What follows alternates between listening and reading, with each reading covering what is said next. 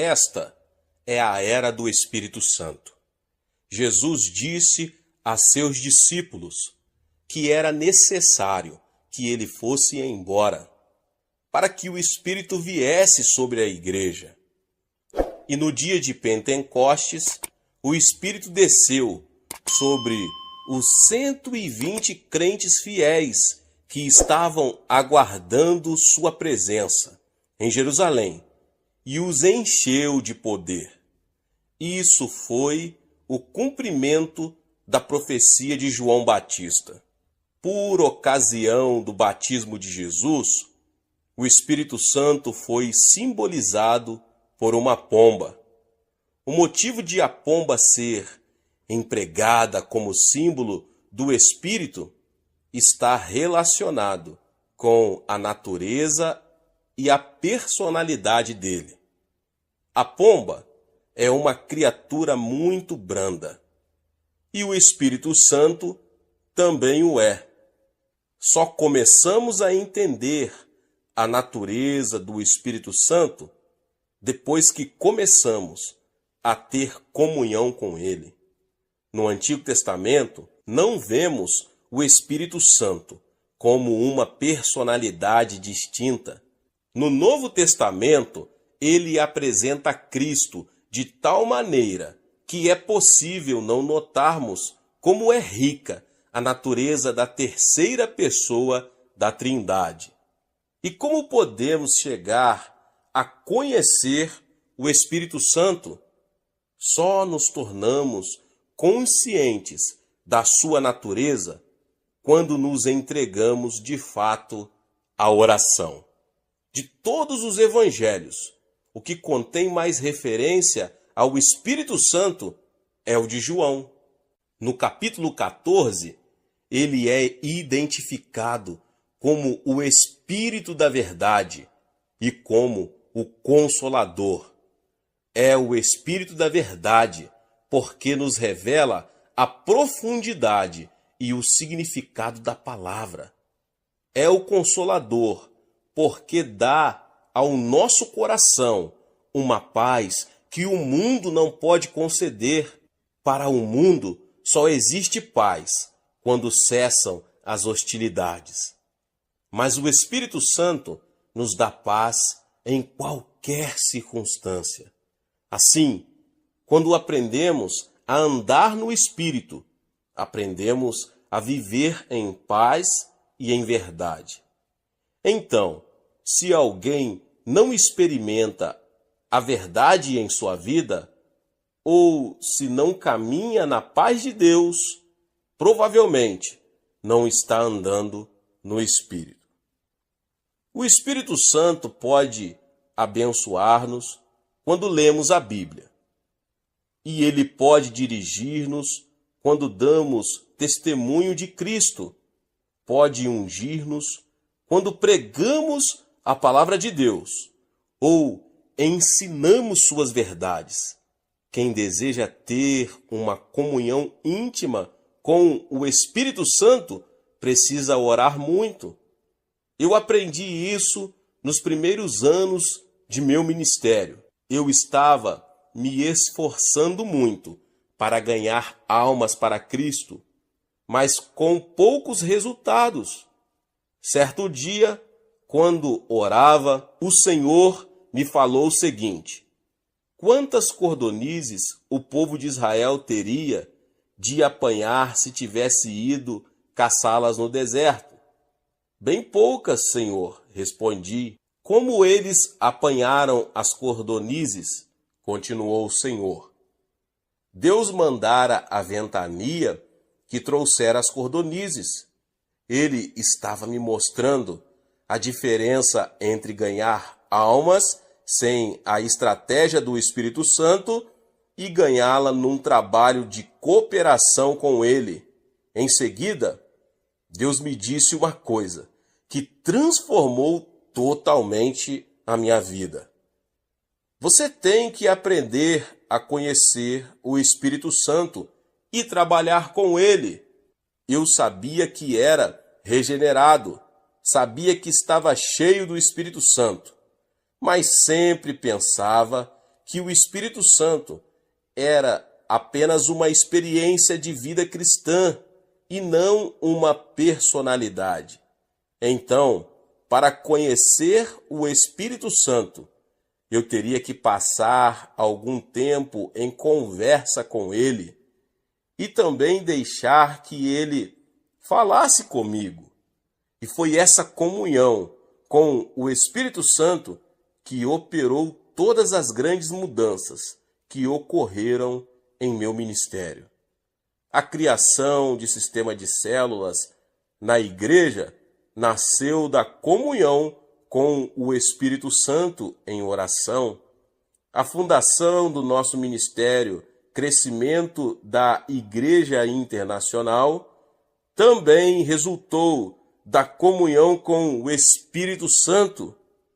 E, na verdade, todos os grandes princípios espirituais que ensino na Coreia e em outras partes do mundo foram aprendidos numa genuína e íntima comunhão com o Espírito Santo, em oração e não em compêndios teológicos.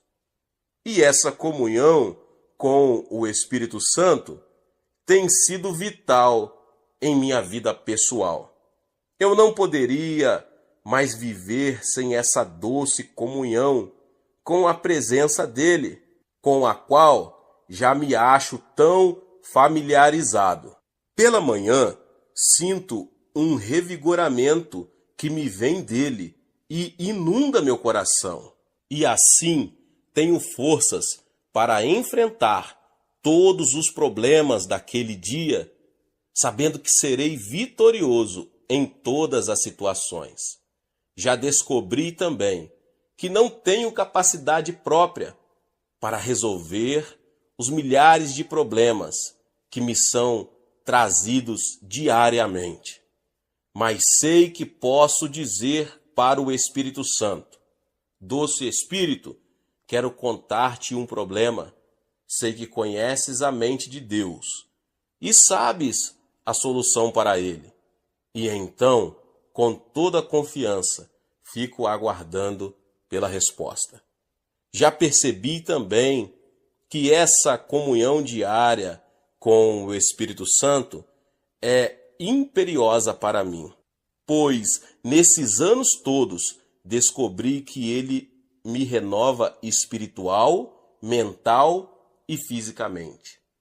Uma boa parte do tempo que passo em oração, todas as manhãs, é dedicada à comunhão com o Espírito Santo. A cada vez que Deus me revela algo de novo em sua palavra, sei que essa revelação me vem do Espírito da verdade, que habita em mim. Do mesmo modo que ele fez com que Maria concebesse, ele pode impregnar em nós a palavra viva. Porque a letra mata, mas o Espírito vivifica.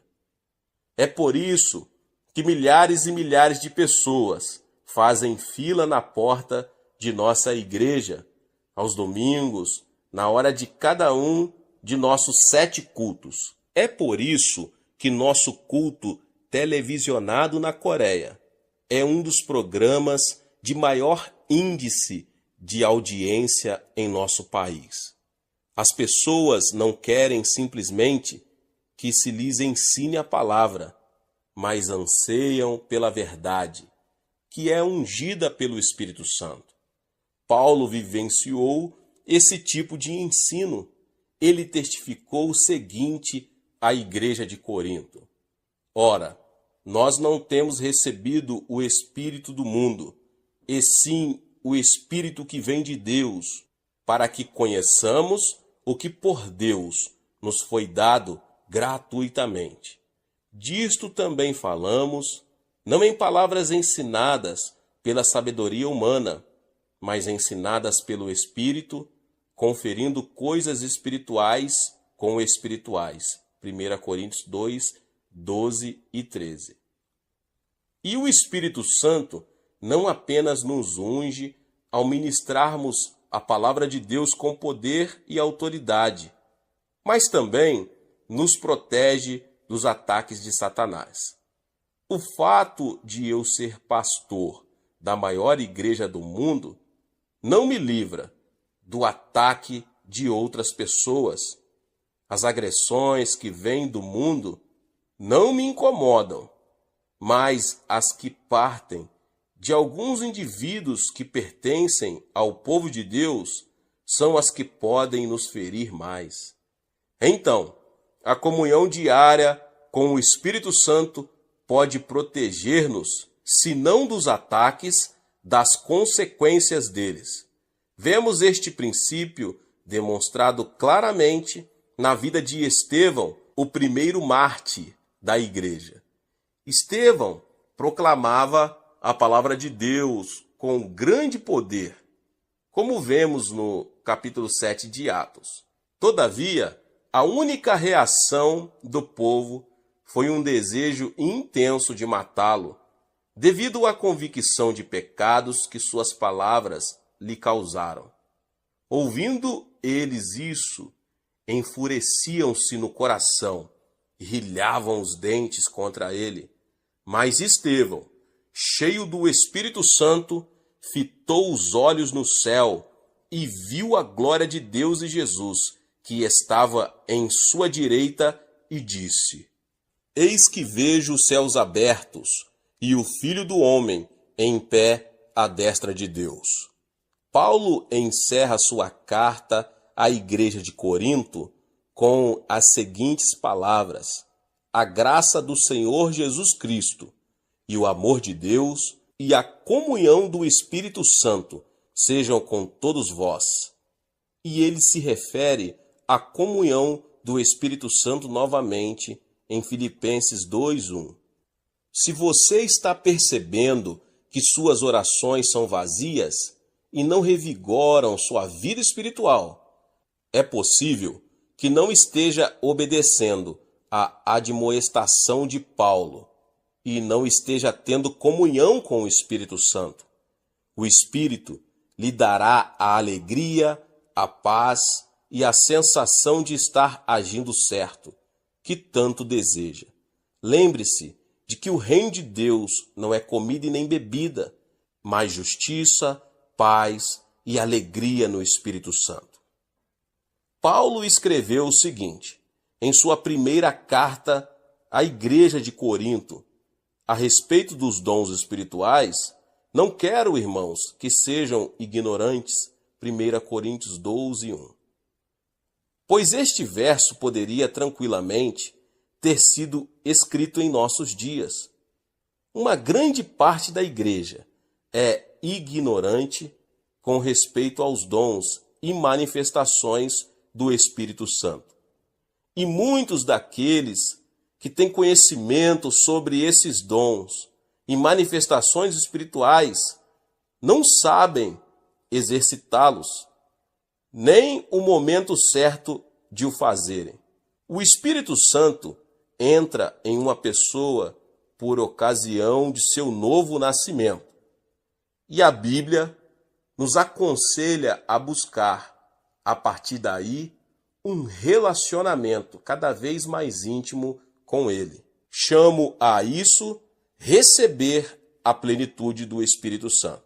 Chegamos a essa plenitude por meio da oração, e é pela oração também que aprendemos a exercitar nossos dons espirituais. Paulo menciona os dons de ministério em diversas referências bíblicas. Esses dons são distribuídos segundo a vontade de Deus, mas Deus dispôs os membros, colocando cada um deles no corpo, como lhe aprouve. 1 Coríntios 12:18. Assim que descobrimos qual é o nosso dom de ministério, é nossa responsabilidade desenvolver esse dom. Não te faças negligente para com o dom que há em ti, o qual te foi concedido mediante profecia, com a imposição das mãos do presbitério. Medita essas coisas e nelas sê diligente, para que o teu progresso a todos seja manifesto. 1 Timóteo 4, 14 e 15. Neste último texto, Paulo diz a Timóteo que, se meditar em oração, poderá desenvolver o dom de ministério que lhe fora dado. Em 1 Coríntios 12, ele apresenta os dons de ministério, não os engatando, mas citando apenas os essenciais: apóstolos, profetas e mestres. Em seguida, acrescenta uma segunda lista de dons de ministério que não são menos valiosos que os primeiros: milagres, dons de curar, socorros, governos, variedade de línguas. Na carta aos Efésios, ele desdobra mais a lista do primeiro grupo de dons de ministério. Ele mesmo concedeu um para apóstolos, outros para profetas, outros para evangelistas e outros para pastores e mestres. Efésios 4:11. No versículo seguinte, ele mostra qual é a finalidade desse primeiro grupo de dons, com vistas ao aperfeiçoamento dos santos para o desempenho do seu serviço, para a edificação do corpo de Cristo. Qual é, então, o objetivo da liderança cristã? É instruir os crentes novos convertidos em seu trabalho, para que o corpo de Cristo seja edificado e fortalecido. E como um líder cresce e faz desenvolver seu ministério, meditando e orando sobre ele. Então, quer seja você pastor ou líder da igreja, dirigente de um grupo menor ou diácono, seu dom só se desenvolverá e crescerá pela oração e meditação. Os dons de ministério espiritual são dados aos crentes pelo Espírito Santo, de acordo com a decisão do Pai. Então, todos os crentes podem ter manifestações do Espírito Santo.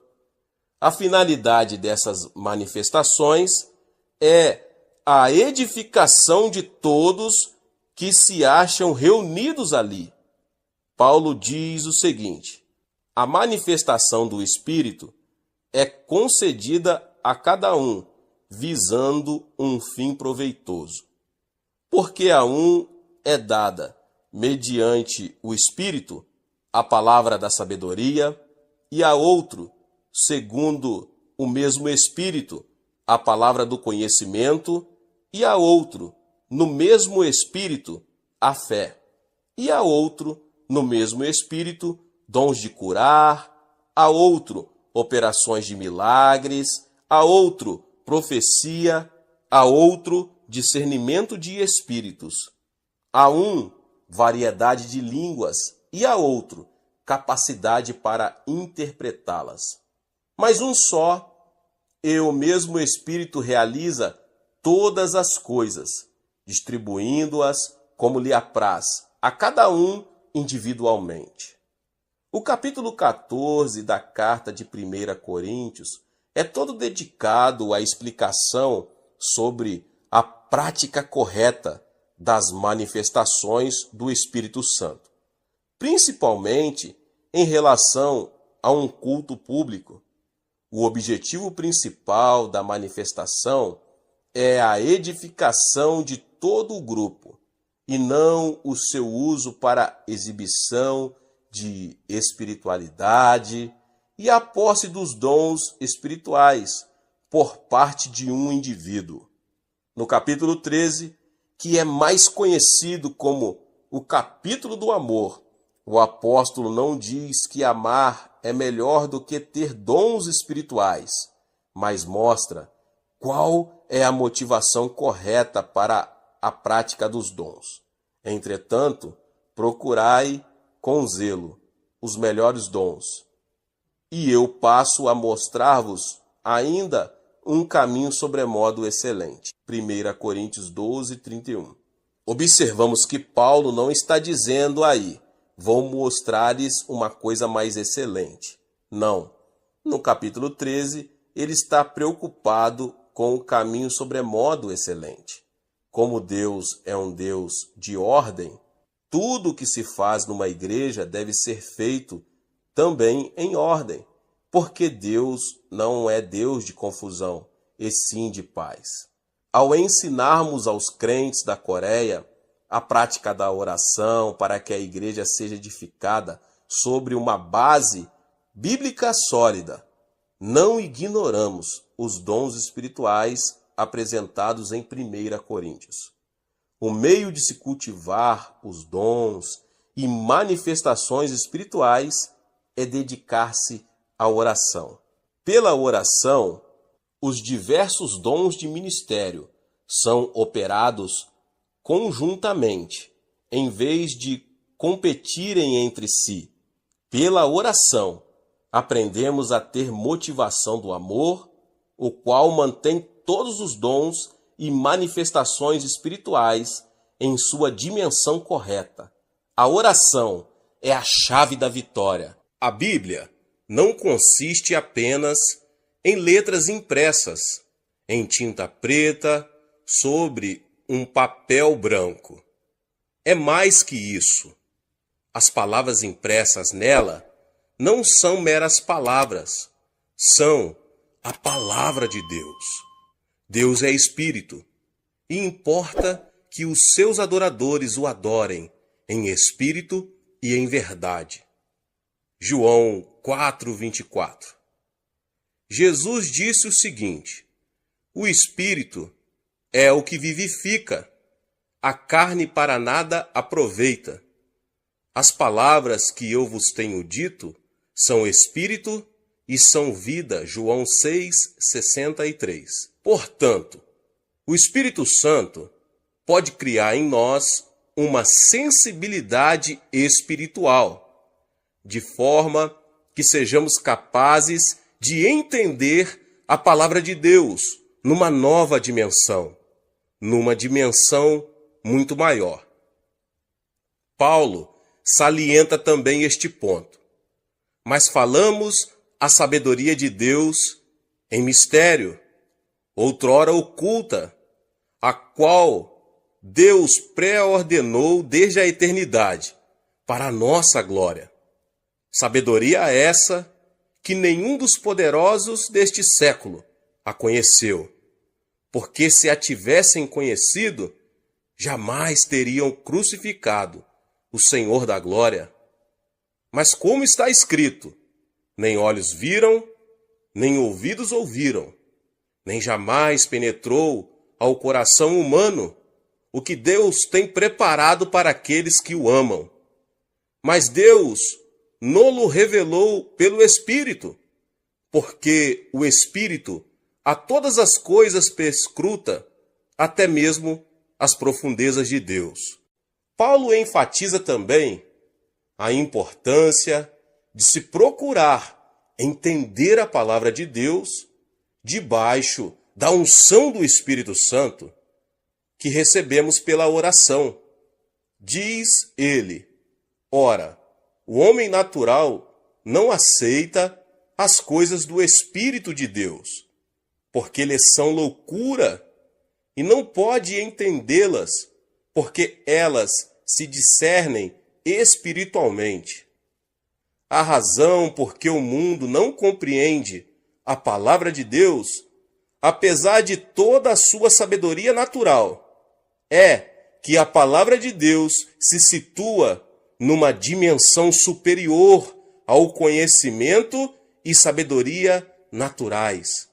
Ela contém uma dimensão espiritual que não pode ser entendida sem a orientação do Espírito Santo de Deus.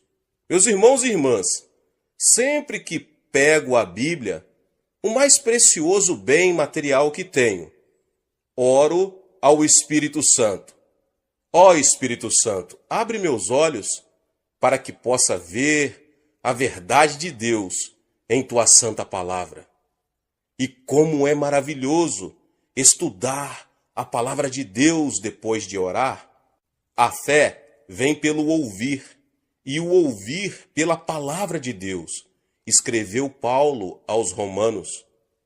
Deus aumenta a nossa fé na medida em que cultivamos o ouvir, ou a sensibilidade espiritual. Adquirimos sensibilidade espiritual estudando a palavra de Deus em espírito de oração. Nossa dependência de Deus aumenta nossa sensibilidade espiritual. Já aprendi que quando confio inteiramente no Senhor, Ele me orienta e me dá compreensão espiritual. Muitas vezes, para isso, precisamos de uma grande ousadia espiritual. E, no entanto, depois de orar, quando dou um passo à frente, pela fé, adquiro mais sensibilidade espiritual. E tendo os sentidos espirituais aguçados, eu posso entender melhor o alimento sólido da palavra de Deus.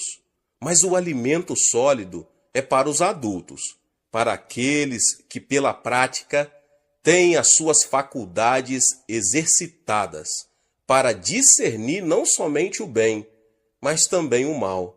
Hebreus 5,14.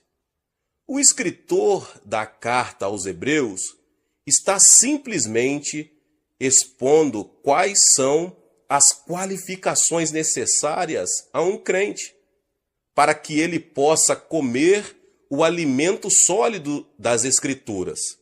Aqueles que já adquiriram sensibilidade espiritual, usando o discernimento que já possuem, podem ingerir o alimento sólido. Mas os que ainda não desenvolveram sua sensibilidade espiritual podem ingerir apenas o leite da palavra de Deus. Certa noite, durante o culto devocional de nossa família, um de meus filhos disse uma coisa que revelou como é importante dependermos totalmente do Espírito Santo. Meu filho mais velho disse o seguinte a Grace, minha esposa: Mamãe, eu não vou ficar orando tanto tempo como o papai. Eu sou jovem e tenho confiança em mim. Não preciso orar tanto quanto ele ora, porque teria que pedir tudo a Deus. Muita coisa posso fazer eu mesmo, sozinho. Enquanto ouvia aquelas palavras, senti meu coração tomado por uma grande compaixão para com meu filho adolescente. Então respondi com muita sinceridade: disse, você e seus irmãos olhem para o papai e escutem com muita atenção. Todo mundo aqui na Coreia conhece seu pai, não é verdade? É, responderam eles. O pai de vocês hoje é o pastor da maior igreja do mundo, não é? É sim, disseram eles. Então olhem para mim. Há algum tempo estava sofrendo de tuberculose e quase à morte. Não havia nenhum médico que conseguisse curar-me. Além disso, o pai de vocês era muito pobre e não tinha meios de ir para um hospital para se tratar. Parei de estudar após o primeiro ano do colegial. Não possuo uma elevada posição social, não tenho antepassados famosos e, como pessoa, não tenho nada de que me gabar. Não tenho nada de natural para que vocês possam se gabar de seu pai. Ele não tem dinheiro, nem posição, nem instrução superior. E, no entanto, eu tenho sempre confiado inteiramente no Senhor. e vejam o que ele fez por mim. Sabem o segredo do meu sucesso? Eu abri meu coração para o Senhor, confiei inteiramente nele. E com o auxílio de Deus, me eduquei. Li todos os livros que vieram às minhas mãos. Estudei muito, orando o tempo todo. Hoje, pela graça de Deus, sou o que sou. Filhos, se vocês confiarem apenas em sua própria força, em seus estudos e conhecimento natural, ficarão atolados na lama deste mundo. Não sejam ignorantes, aprendam a depender sempre de Deus, como eu faço. Depois de dizer isso a meus filhos, tive certeza de que não apenas tinham ouvido, mas também tinham compreendido as implicações do que eu estava dizendo. Depois que entenderam como é importante termos uma total e completa dependência de Deus, a atitude deles mudou muito, tanto quanto a expressão de seu semblante. Pela oração, eu não apenas me torno mais sensível à palavra de Deus, mas também aprendo a discernir melhor a presença do Senhor. Há momentos quando estou em oração e comunhão com Deus, em que a presença dele é tão real que tenho a sensação de que ele está ali, pertinho, e posso até tocar nele. E após passar algum tempo em companhia com o meu amado Senhor, sinto-me tão revigorado. Se uma pessoa não goza desse tipo de comunhão com Deus em oração, a vida cristã pode tornar-se muito cansativa e rotineira, principalmente se ela está no ministério pastoral. Se você ainda não experimenta regularmente esta comunhão, está na hora de começar agora. Pegue agora a sua Bíblia, a palavra de Deus, e comece pedindo ao Espírito Santo que faça que a presença de Cristo torne-se bem real para você. Peça-lhe que lhe dê uma nova compreensão de sua palavra. Peça-lhe que o coloque numa nova dimensão de comunhão com o Espírito Santo, para que você possa ter uma sensibilidade espiritual para a glória e honra do Senhor. Deus te abençoe mais uma vez, você que ouviu essa palavra. Se você não é inscrito no canal, se inscreva no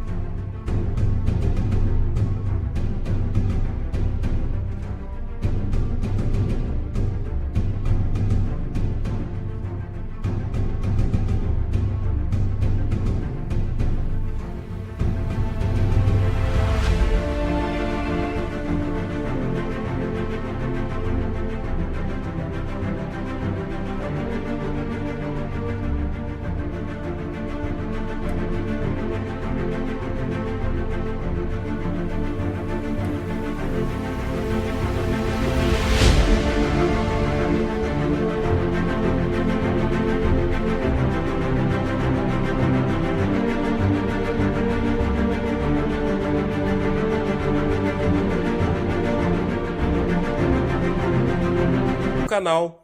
Todos os dias são postados vídeos abençoados aqui no canal. Ative também o sininho das notificações. Deixe também o seu like e não esqueça de compartilhar este vídeo, esta palavra, com mais pessoas. Nos vemos nos próximos vídeos. Amém!